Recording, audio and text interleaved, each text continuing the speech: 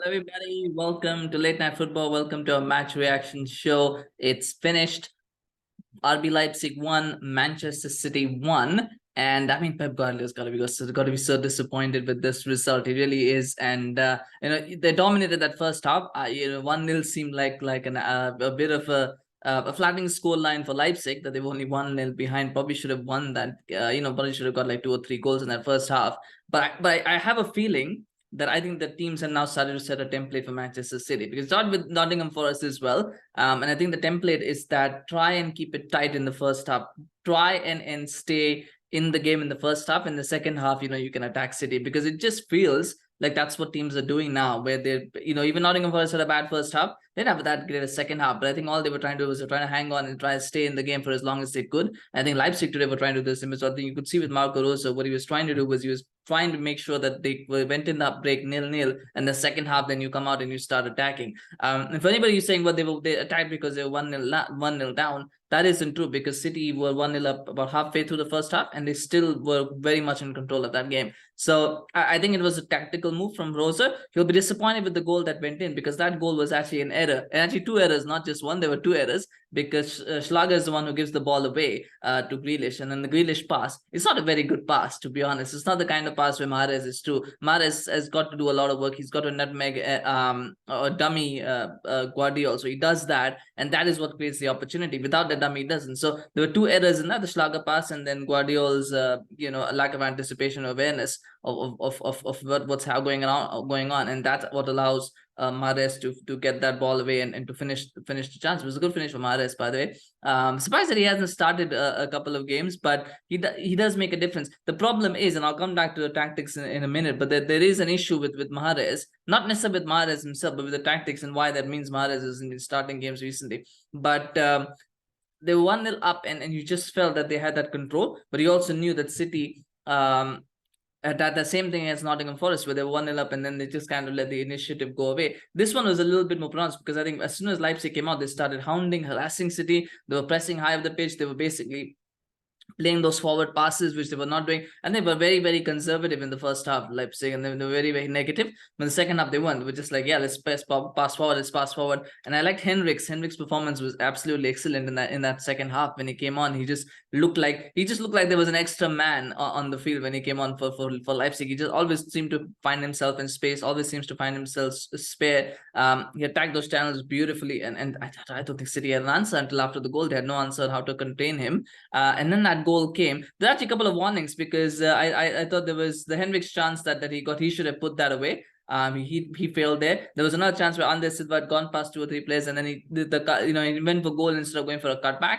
Those are chances they could have taken. But that goal, and that's why the title says FLOPERSON, because I think that goal is all on Ederson's shoulders. There's a massive, massive error that he made, because the corner is good, but what Ederson's got to do is he's got to decide: am I coming for the ball, or am I going to stay on my line? Because if he does one of the 2 things, because the goal is pretty central, it's not in the corner. So if Ederson stays on his line, he probably saves it. But because he decides, because he tries to come for it, and he goes, oh no. So he's kind of stuck in no man's land in a way. And that means that Gvardiol has a free header to aim at. As long as he gets on target, he's getting a goal, which just makes it very, very easy for him. Was that a foul on Ruben Dias? It wasn't. And the reason it wasn't a foul for me was because he's already made that leap, right? And if you make a leap, your arms, you're going to go up, and your arms are going to go down just by gravity. But he's already made that leap. So it's not like he's holding Ruben Dias down while making the leap. He's already made that leap. And it's a natural instinct that he's going to have his, because, you can't make a leap like that with your arms, what do you call it, like the arms on the side. You don't leap like that. Your leap is always, as you go up and then your arms go down. But he had already made the leap. If he hadn't made the leap, and if he was using Ruben Dias as a weight to make the leap, then I think that's a foul. But because he's already made the leap and then his arms are just naturally going down, I don't think that's a foul. So that was a good goal for him to get, and a goal I think that Leipzig deserved. And at 1-1, you just felt after that City came back in the game, didn't it? I think Leipzig again kind of just went a little bit in the shell, or maybe City finally woke up. I don't know what it was, but the City created a couple of chances. But ultimately it wasn't to be. It is 1-1. It's a draw. It's not a result that I still think City will go through. And even if City had lost 2-1, I still would have fancied them to go through, because that's just the quality that City possess. But surprised there were no substitutions, by the way, right? From City there were no substitutions either, which is surprising, and it kind of gives a lot of insight into where Pep Guardiola is at right now. But a 1-0 draw is not a catastrophic result in terms of qualification. What it is, though, is a concern for Pep for the fact that they keep leading and then they keep throwing those leads away, and the fact that they don't add to those leads when they've gone 1-0 up. So those are things, and there are issues now that I'll talk about. And I think the first issue, of course, is tactics. And I think, I mean, obviously you can't legislate for Ederson, doing what he did, and you can't legislate for that kind of stuff as a manager. And this has been happening consistently with Ederson. I think that probably is an issue that will need to be addressed in the summer. But tactics are a big problem. I think I thought today he was actually going to play a 4-3-3, because I saw Kyle Walker, I saw Akanji, Diaz, and Ake. And so normal assumption is you're going to play a 4-3-3. He didn't. He again played his 3-6-1. The problem with playing a 3-6-1, and this is the issue, he played Kyle Walker on the right, which was probably the right idea, to play a right back on the right wing. But the problem is you're still leaving that right wing exposed. If somehow, some way City's press is beaten, there's all that space on the wide areas. Hendricks exploited the left-hand side. Grealish, bless his heart, tried as much as he could to help defensively, but Hendricks was just finding himself in space, because Grealish is not a left wing back. He's not a defensive-minded winger, so he's always going to leave that space. And the same with Walker. He was always going to leave that space, because even though he's a defensive-minded player, the fact that there's too much grass to cover, there's too much blade to cover, and you can always get that. If you beat City's press, you're going to find those spaces. So for me, that's a big issue. And the other issue goes with that Mahrez. At times, I think Mahrez was good in the sense that he was playing alongside Haaland. And then that makes you question, is this formation being played to suit Haaland rather than to suit Manchester City? I don't know the answer to that. But I just felt that Mahrez became anonymous in that second half, where after that goal, he just didn't look like an attacking force. And I think that's because they figure out that I'll actually just figure out, okay, fine, he's not a winger, he's going to play centrally, so let's try and crowd them out. I just think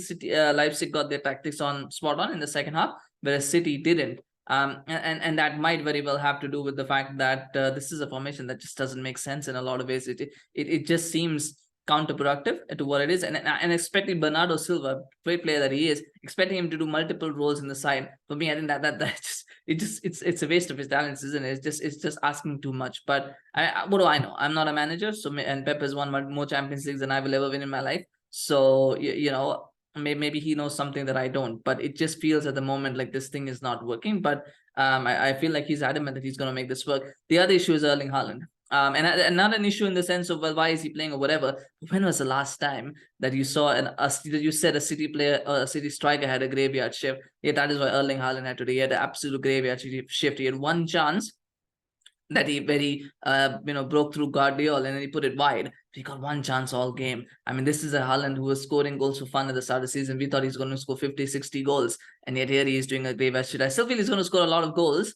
But today, I think, was another example of why Haaland is a statistical success, but not an absolute success, because there are people who question what his worth is in the side. There's a reason why they do that. A player who scores 26 goals should not have that question mark around him, but there's a reason why there's a question mark around him. We saw that today he get absolute graveyard shift, because there was nothing. I don't think there was any point in time where players were finding him. He was just like cutting a frustrated figure. He was trying his best to do something, not even trying his best. He was just trying to to encourage players to pass it to him, And again, the question is does City not have the quality to find him? And I don't think that's like the answer. Is it that they're too afraid to play the ball forward, to lose it and then get countered? Probably. Or is it that Haaland is making the kind of runs? Because sometimes as strikers, we think we make good runs, right? As strikers make good runs, but they're not the kind of runs where a player can find you. So even though you're in space, you're not actually helping your team, because you're not creating the sort of runs where they can actually find you. So maybe that's the case as well. I don't know what it was, but it just looked like it's I mean, maybe Guardiola took this on as a challenge, where people said, well, you can't play with a traditional striker, so here you go, I'm going to bring in a traditional striker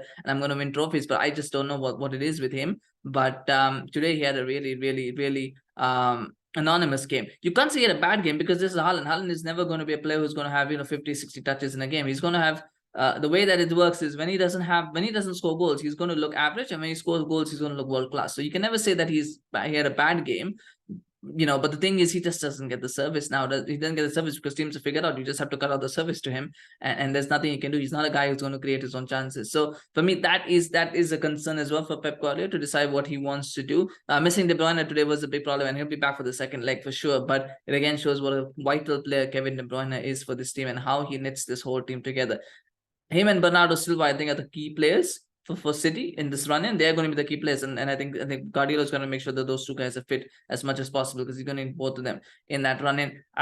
For Leipzig, I thought Szoboszlai had a good game. I mean, there's a lot of hype around him, and I think he was fantastic in that second half today. You got to judge him on the second half because the first half, I think, and nobody had a good game. So I thought Szoboszlai looked good. I thought Henrik's coming on made a massive difference, of course, and the Silva look good in patches. Emil Forsberg look good in patches. So it's a decent side. Like Leipzig, they're not a bad team. They're actually quite a good team. It's just I think they lack that little bit of quality to compete with City over 2 legs. I believe that. But some of them are good games. Gvardiol for me is an interesting one because he's a player who's been very very hyped up as the next big thing in central defense, right? And I thought his goal was good. The way he took the goal was good. And a lot of people might say he scored a goal, so he had a good game. He actually didn't have a good game defensively. I mean, he was at fault for the first goal that was scored, and then the Haaland chance as well. He was at fault for that because he actually let Haaland run free. When he had a bit of a head start, he just let him, and that happens. But then Haaland, of course, let him off the hook by missing that shot. But I don't think he's a 60 million pound defender at this point. So those are the kind of figures that I'm mentioning. I think he's still a project. He's still a project defender. He's not the finished article. So if somebody's going to take him in the summer, and it's possible they will. If they're paying 60 million pounds, I think that's it. I mean, it could change. Of course, you could have a great game against Manchester City, and sometimes players have bad games, and this might just be a bad game for him. Right, it could just be the case of that, but the fact is, I think he's, in my opinion, I think he's a project defender. He's not the finished article yet, so you're not someone that you're going to pay big money for. But prices are, transfer fees are arbitrary these days anyway, right? That's how it works anyway. Right, so I think it's a frustrating draw for Manchester City, but I mean, overall, away from home, you take a draw in a European tie, and it's just concerns rather than something catastrophic.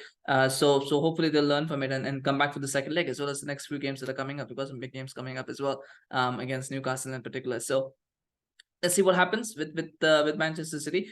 Smash a like if you enjoyed this video, of course, and share your comments on the game. What do you think about the performance? What do you think about the result? Do you think there will be an upset? Do you think City could get knocked out? I don't think so. But let me know if you think that, of course. And do subscribe to our channel on YouTube. Follow us on Facebook, YouTube, Instagram, Twitter. We appreciate your support, of course. Take care. We'll see you again very soon. Bye-bye.